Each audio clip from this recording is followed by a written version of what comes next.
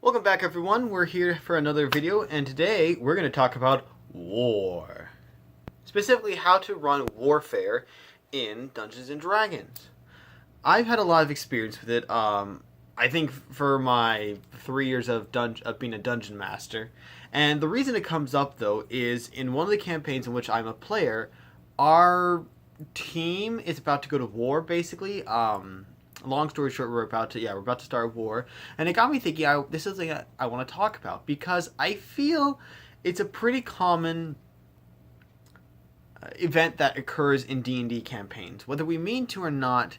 I think it feels like oftentimes our characters, especially as they reach higher levels and become more influential in the political spectrum of things, naturally tend to cause wars, and that's because I think that they're chaotic. They don't tend to follow political boundaries. They go wherever they want, and at the same time, there's also as I feel this natural tendency towards war between countries in these games. Now, a lot of what I'm going to talk about today comes from two videos from the YouTube Dungeon Master Matt Colville, who I've mentioned before. I will put links to the two videos I will talk about in the description. Might take an extra day or so, but it will happen.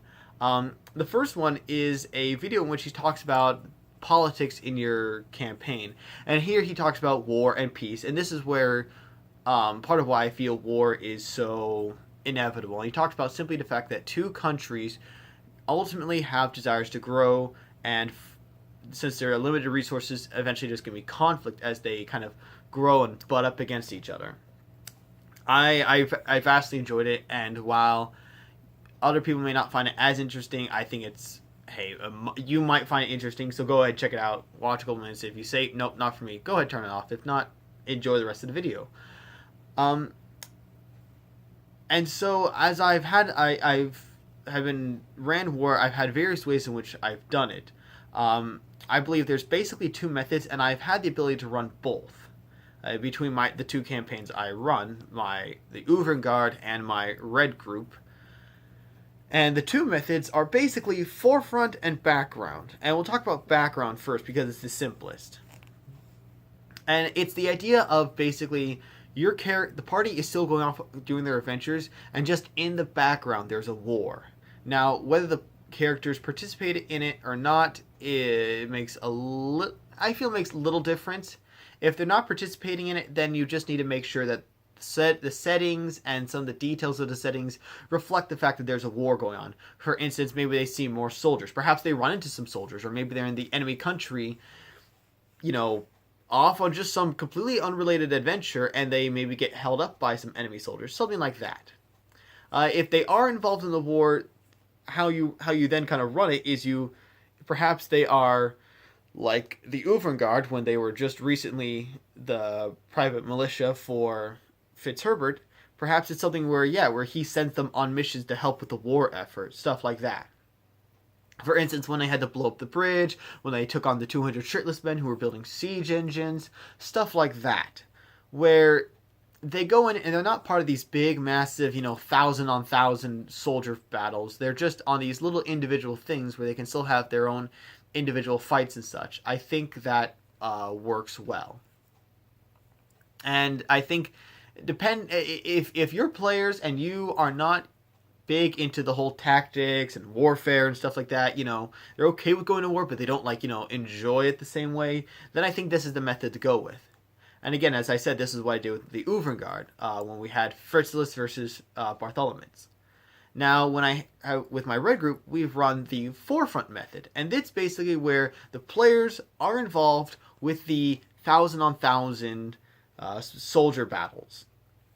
And this is because Teddy, Nathaniel, Anthony, they are more into warfare. They find this stuff a little more fascinating. They enjoy it, so we went with that kind of method. And for that, I use a system of warfare created by Matt Colville. And I used his system because, unfortunately, there is no mass warfare system for 5th edition yet.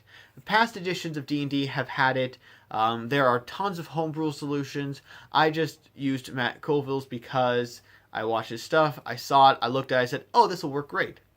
And unfortunately, I don't have the cards with it. But again, if you go to his second video, the second video is a campaign diary. And during this stuff that he's recapping, he talks about a battle that went on that the players took in which he had to use these rules. And he in the description for his video, he has a link to his to a PDF that's got all the I think it's a Word document that has all the rules plus a couple examples of units that he used for the warfare. He explains it, and I could try to explain it, but I think it's just gonna be easier if you just watch him. I will try to find the spot where he starts explaining all the rules, and that way I can put that in the description so you can skip right to it, get the explanation, and skip all the other stuff, all the story elements that are going on. That way you can get the meat and get what you need to learn without having to sit through me trying to explain someone else's system. I think it'll work better that way. And I feel both methods, forefront and background, are equally acceptable. Again, it just depends, like everything else, on what your players prefer. I think I probably prefer the background method simply because I'm not a huge fan of of running direct warfare. I also think it's easier. You know, you don't even really have to care about it. You just have to recognize the fact that, hey, stuff is going on in the background. Stuff is going to shift. It might affect the player's adventures, but I don't have to worry about trying to run 1,000 units and such. We did run the forefront method a couple times, and it was enjoyable, but it took me a little more time to set up and prepare for it. And yeah, if my players got into another time where they needed to do it, I would have no issue running it again. I'm just not going to push them to do it, and I really don't know what else to say. Again, I will try and make sure the links are set. That way you guys can get the best information possible and get it very directly. I think warfare is a big part of D&D, and I don't think there's anything wrong with it. The fact that every single campaign I've been involved with, the 4 campaigns that all of a sudden, wait, hang on a second, I need to stop. Yeah, 4 campaigns. The 4 campaigns I'm involved with, we're all going to war. The 2 or we've been to war. You know, the 2 I run and the 2 I'm currently playing in, both of the 2 I'm playing in are at war.